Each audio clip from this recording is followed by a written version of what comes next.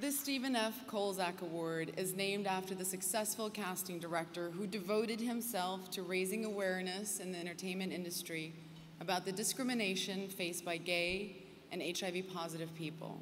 GLAAD presents it to openly LGBT media professionals who have made a significant difference in promoting equality for the community. Steve does this every day of his life. It's easy to forget and hard to admit, as much as we want to try, that we can't do everything on our own.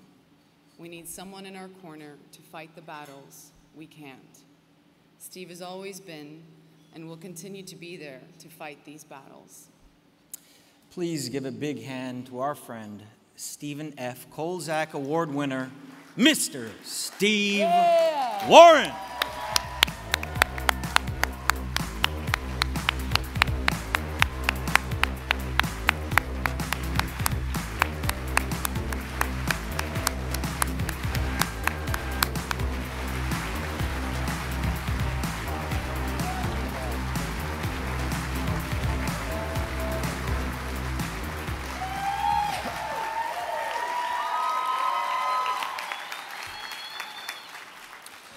Wow. Woo. First of all, thank you, Charlize. Woo. And thank you, Leonardo. I love you both so incredibly much that I truly can't express it, truly. So thank you. Your presence and words overwhelm me, and thank you all to those who participated in the reel. I actually loved it. And I'm so appreciative that so many of my family, friends, clients, and partners have come out to celebrate with me tonight. Most importantly, I am thankful to GLAAD for honoring me with the Stephen F. Kolzak Award. I am grateful and humbled. The fact that I'm sharing this stage tonight with President Bill Clinton is actually mind-blowing. You know, he is without a doubt one of the greatest men of our time, and one who has bettered the world for all, including for those within our community. President Clinton, thank you so much for being here tonight. Now, to those of you who don't know me well, I am a shy, demure wallflower who doesn't like to speak his mind. Perfect recipe for a Hollywood entertainment lawyer. I love laughing at my own jokes, but you know. In all seriousness, I've never been awarded or won anything before, unless you count the small fortune I made on game shows in the mid-'80s when I had hair. So I've been saving up my thoughts for a long time, and I'm going to share a few with all of you tonight. Please know what I'm about to say comes from my heart, and I'm not speaking on behalf of GLAAD or anyone else, just my heart. I have been coming to the GLAAD Media Awards now for 20 years. Unfailingly, I would leave each night inspired that there were people out there who were making a difference, telling the stories of gay life in America, while at the same time shining a spotlight on the stubborn hate and prejudice that coexisted with our community's coming of age. The adrenaline that coursed through my system after each event pushed me ahead in my career and in my own personal life. For many years now, I've helped mold these events, hoping to capture the excitement and motivate others to seize the mantle of change. My friends and clients, Charlize and Drew and Josh Hutcherson, have received the Vanguard Award. Several of my clients have hosted these awards, and even more have presented. Each of these people felt the energy of change that permeated those rooms those nights, and now may very well propel us to justice from the Supreme Court itself.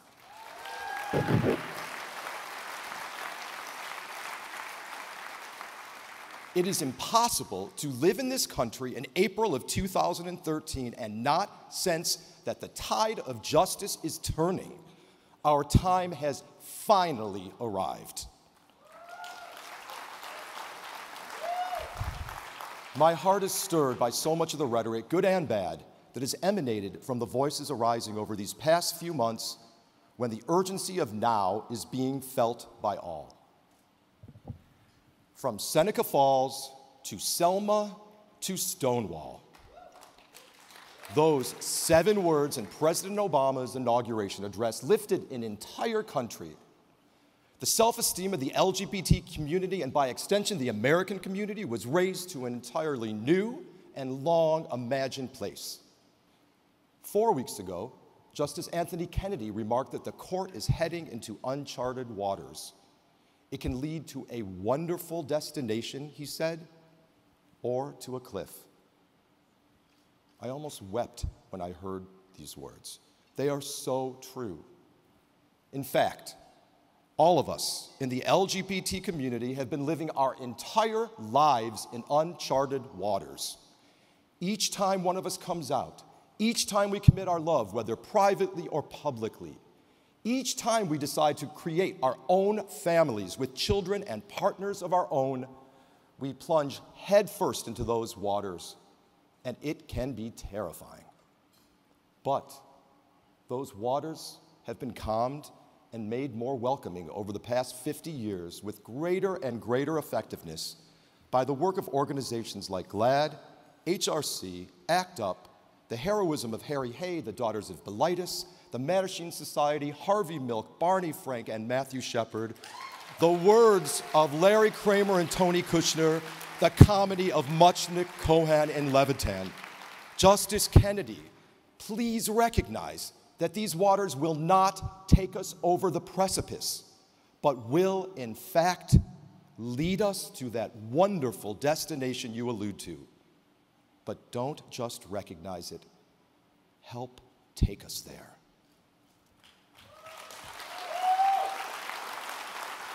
Alongside the good coexists the bad. 2 months ago, U.S. Senator Saxby Chambliss vocalized that, quote, "I'm not gay, so I'm not going to marry one." Does anyone here understand that? I don't. He may be a decent man for all I know, but he is emblematic of a person who is living in a world that no longer exists, speaking a language as outdated as that used by the segregationists of yesterday, well after their time had ignominiously passed. Even more upsetting is that Antonin Scalia, Justice Antonin Scalia, speaks that same language and lives in that same bubble. Go on the internet and Google hateful things Scalia has said. You'll be shocked at what you find.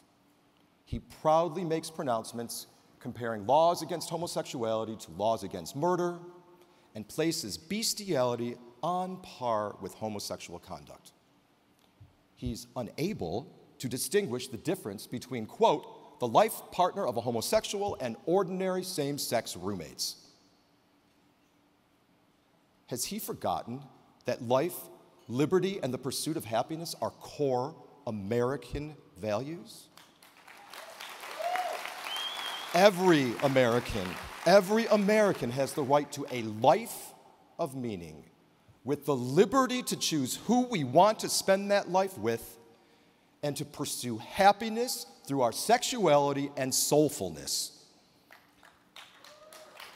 Justice Antonin Scalia is an old-fashioned bully with a unique twist all his own. Instead of fists, his weapons of choice are his intellect, his words, both derisive and divisive, and his certainty in the belief of his superiority. Very intimidating. I may not have had the strength to stand up to the bullies who taunted me in the 5th grade, but I do now. We do now. Justice Antonin Scalia, the bully on high, we are all speaking to you. Do the right thing and be the impartial jurist you swore to the American people that you would be when you took your oath of office. It's not too late.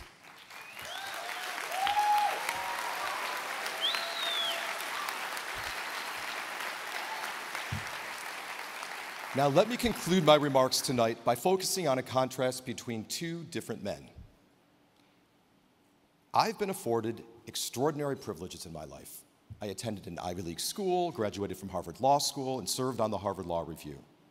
I've been fortunate enough to build a thriving private practice and have spent my entire life protecting my family, friends, and clients to the very, very best of my ability. My greatest joy, however, was adopting Katie, my daughter. With George, the man I partnered with for 26 years. Now let me tell you about another man born in Buffalo, New York, 60 miles away from where I was born 5 years later in Rochester, New York. He shares much of this history with me. His name is John Roberts, now Chief Justice John Roberts. He attended an Ivy League college, followed by Harvard Law School and Harvard Law Review, and built a thriving private practice as well. He, too, has dedicated his life to the protection of his family, clients, and country, and has adopted 2 children of his own. Only one of us, however, was told by their state that their home was not fit for a child, despite all the child-proofing and security measures in the world. Only one of us was subjected to the humiliation and degradation of being forced to appeal to a family court judge with the power to overturn that hate-filled judgment mandated by then Governor Pete Wilson. How did this happen? It happened because Chief Justice John Roberts was accorded the protections of the U.S. Constitution, and I was not. He was allowed to marry the person of his choice and adopt the children who rightly belonged in his care. No one could stop him and his wife from their pursuit of happiness. A narrow decision in June by the U.S. Supreme Court overturning DOMA and Prop 8, but not extending the Equal Protection Clause of the 14th Amendment to protect against the hatred and prejudice that still exists in so many states throughout our country, will perpetuate this gross miscarriage of justice over and over, leaving tens of thousands of Katies and Stevens and Georges vulnerable to the whims of the states in which they live their lives, irreparably harmed.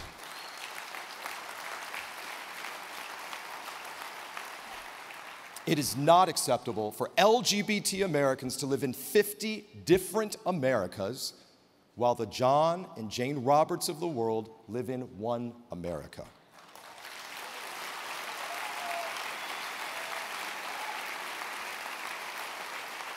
Crossing the border from California to Arizona should not mean that I lose my civil rights. Justice Roberts, we are urging you to protect all of us. Extend the blanket of the Equal Protection Clause to our community. It is within your power. We are not to be experimented with in 50 different state laboratories.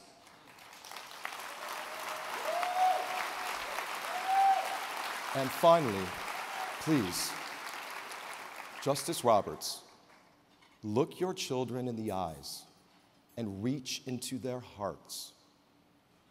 Hearts that have been infused with values that you and your wife have given them. Ask them if they believe that Katie, sitting in front of me now, right now, amongst her family and friends, or I for that matter, are any less deserving of the respect and protection that you and they take for granted. Take us to the beautiful destination that Justice Kennedy alludes to. Protect us, lead us there, and show us the way. Thank you.